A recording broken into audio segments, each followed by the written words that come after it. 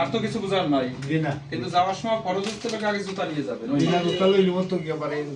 কারণ যদি নষ্ট করে ফেলেন তো আর গ্যারান্টি ওয়ারেন্টি না। এটা তো যে রেডিমেড জুতা কতগুলি আছে না 200-250-300 টাকা শু। আপনি যা পারেন তবে একটু ভালো জুতা হলে তাতে ওই পাইতে আপনি যে কোনো জুতা পাবেন, ওটা আমাদেরই না, যাতে এটাই কোনো ময়লা না লাগে।